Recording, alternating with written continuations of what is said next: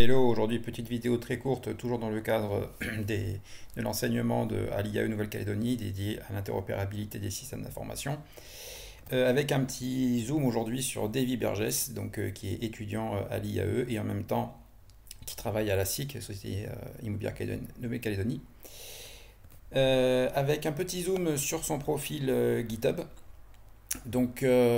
Actuellement en train de travailler sur l'intelligence artificielle et veille stratégique en IA. Et objectif de travailler, développer des solutions technologiques adaptées au contexte calédonien. Donc on va faire un zoom là-dessus sur la mise en action concrète, mise en réalisation concrète de ce qui a été produit. Entreprendre dans le numérique et l'économie sociale et solidaire. Et là, on va voir comment ces objectifs et intérêts sont alignés avec ces réalisations. Il a un profil sur Kaggle, un profil public avec nombre de certifications et comme on peut voir, une activité assez intense depuis mi-mars et qui ne cesse de s'intensifier au fil des semaines et au fil des mois maintenant, j'ai même envie de dire. Il a pas mal de réalisations publiques qui sont consultables. Et aujourd'hui, on va faire un zoom très rapide sur une des réalisations qui sera bientôt prochainement creusée davantage par Davy lui-même.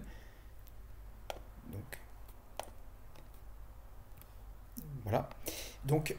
Ça parle des paniers sur PreNC. Donc PreNC, il faut savoir qu'il y a une notion de panier où les gens viennent s'inscrire sur PreNC et si on est authentifié, on peut créer des paniers avec les produits qui nous intéressent. Donc on se log et donc ça génère de la data. Cette data elle-même est partagée en API. Et donc les travaux cette année ont consisté à préparer des datasets. Donc on voit qu'ici on met on aligne les données avec les prix en Nouvelle-Calédonie, les paniers et les scores nutritionnels d'Open Food Facts. Donc il y a tout un travail qui a été fait de data prep et de nettoyage de données en amont. Et là aujourd'hui le sujet c'est les paniers idéaux en Nouvelle-Calédonie avec PreNC. Donc en Nouvelle-Calédonie, comme dans pas mal de territoires ultramarins, on a une problématique de coût de la vie. Donc la Calédonie ne fait pas exception. Et la question de l'accès à des produits alimentaires de qualité à prix raisonnable. Voilà, qualité, donc ça veut dire score nutritionnel à des prix raisonnables. Donc là, c'est la plateforme PreNC. Donc là, on va voir comment on score les deux vis-à-vis de l'autre. Et donc oui, ça devient un enjeu central de santé, de bien-être pour les consommateurs, c'est-à-dire nous tous en Calédonie. Donc là, on retrouve bien les centres d'intérêt sur l'économie responsable et avoir un impact sociétal. Donc effectivement, la plateforme PreNC fournit une base de données publique très riche et on a décidé de la coupler avec Open Food Facts qui est une plateforme publique et qui elle-même donne accès en open data et en API à des données de score nutritionnel. Donc les deux ont été mis au regard l'un de l'autre et donc comme on voit que c'est très bien expliqué dans le notebook, les objectifs relèvent des concepts qui ont été designés et parfaitement détaillés. Donc le panier économique, qu'est-ce que c'est? C'est le panier le moins cher possible pour une liste de produits de base qui ont été définis par le gouvernement, par la DAE. Un panier équilibré, qu'est-ce que c'est que ce concept? C'est fondé sur la qualité nutritionnelle, donc on revient sur la notion de Nutri-Score, qui est fournie par Open Food Facts cette fois-ci. Et le panier par origine, puisqu'on dépend beaucoup des imports, comme j'ai pu le montrer dans une vidéo précédente, comparaison entre les produits locaux et importés, tant en qualité nutritionnelle qu'en prix. Donc voilà, avec des techniques de machine learning, Davy est rentré dans le détail et montre les codes sources utilisés, les datasets utilisés et les résultats qui ont été produits directement. Ce notebook est public dès à présent. Et donc si on commence à voir quelques databases, puisque là le but c'est pas de rentrer dans le détail, et bien voilà, le taux de complétude des paniers par magasin et par type, avec l'analyse. Donc la synthèse. Les paniers économiques et équilibrés sont généralement très bien couverts, souvent à 100%, donc ça c'est vraiment une bonne nouvelle, ce qui indique une bonne disponibilité des produits de base classiques. Et dans la plupart des enseignes, ça veut dire que où qu'on habite, on va pouvoir avoir accès à ces produits-là. Donc par exemple, ça veut dire qu'il n'y a pas de désert, comme on peut l'avoir aux États-Unis, de désert de nourriture fraîche, de légumes, où les gens sont contraints de manger que des conserves. Donc nous ne sommes pas dans ce cas-là.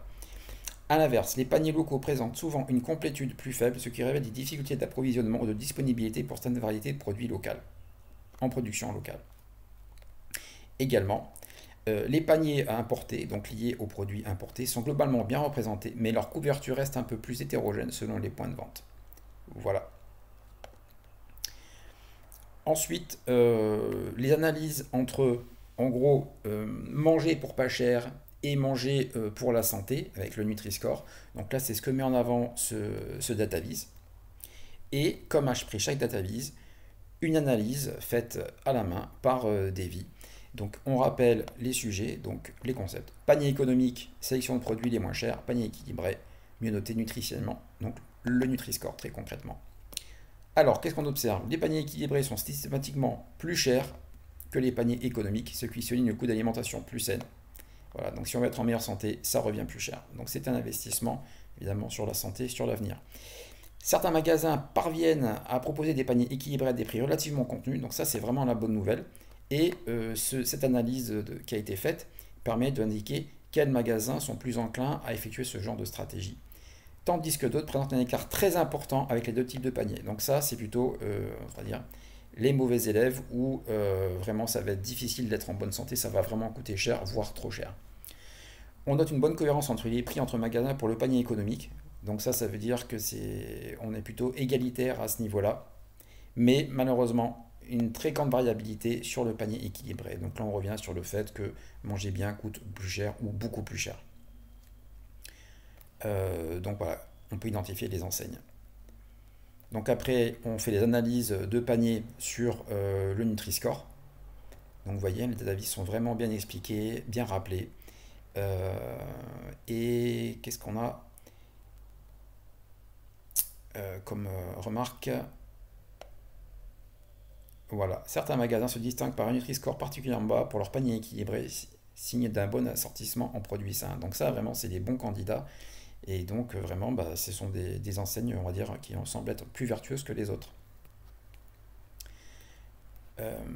Également, très intéressant, l'écart de qualité entre les deux types de paniers, voire varie fortement selon les enseignes. Donc là, à voir si au niveau des enseignes même, et après, si on peut étendre l'analyse au niveau des groupes. Donc ça serait vraiment très intéressant pour mettre en avant des stratégies de groupe, mais issues des data et issues d'analyse de machine learning. Donc certains magasins proposent un panier économique presque aussi équilibré que le panier santé. Donc ça vraiment, c'est vraiment une super bonne nouvelle. Donc à voir quelles enseignes. Et donc là, je vous laisserai découvrir le notebook. Tandis que d'autres présentent un écart très marqué. Ceux-là, ce sont plutôt les mauvais candidats. Voilà. Ensuite, la relation entre le prix total du panier et la qualité nutritionnelle. Donc là, on voit bien le dispatch et toujours une super analyse très simple à comprendre qu'a effectué Davy et donc qui bénéficie vraiment au plus grand nombre. Ce nuage de points permet de visualiser la relation entre le coût total d'un panier et sa qualité nutritionnelle. Donc là, vraiment, c'est deux dimensions qui peuvent être, qui ont tendance plutôt à être contradictoires. L'absence de corrélation parfaite confirme que payer plus ne garantit pas automatiquement un meilleur Nutri-Score. Et ça, c'est plutôt étonnant. Ça peut paraître surprenant, mais c'est les datas qui le disent. Également, les paniers économiques sont majoritairement situés dans une zone de prix plus bas, mais présentent souvent un Nutri-Score moyen plus élevé. Et ensuite, les paniers équilibrés se positionnent dans une zone de Nutri-Score plus bas, meilleure qualité nutritionnelle, mais avec des prix plus dispersés. Donc là, c'est toujours plus difficile de manger équilibré, il faut sortir des stratégies. Et toujours, il y a quand même des bonnes nouvelles. Il y a des paniers équilibrés qui réussissent à concilier prix maîtrisé et bonne qualité nutritionnelle. Donc le tableau n'est pas tout rose, mais il n'est pas tout noir non plus. Voilà, ça clôt cette introduction un petit peu plus poussée que d'habitude, mais vraiment un super boulot de la part de Davy. On va aller voir son profil et voir si vraiment ses réalisations matchent ses objectifs et intérêts. Donc développer des solutions technologiques adaptées au contexte calédonien, à n'en pas douter au vu de la réalisation et de ses qualités et des compétences mises en œuvre. Il n'y a pas photo, objectif atteint. Donc il y a alignement entre les valeurs et ce qui a été réalisé. Entreprendre dans le numérique et l'économie sociale et solidaire, eh bien, la santé, la capacité d'avoir de la nourriture de qualité à prix optimal, eh bien, à n'en pas douter, ça fait partie de l'économie sociale et solidaire. Donc, super boulot, je mettrai le lien dans la vidéo. Et puis surtout, abonnez-vous parce qu'il va bientôt y avoir toute une série de vidéos Le kick-off a eu lieu cette semaine, donc je vous mets le lien ici, mais restez connectés parce que la suite est vraiment plus que prometteuse. Bonne journée, tata bisous et encore bravo Davy. Ciao.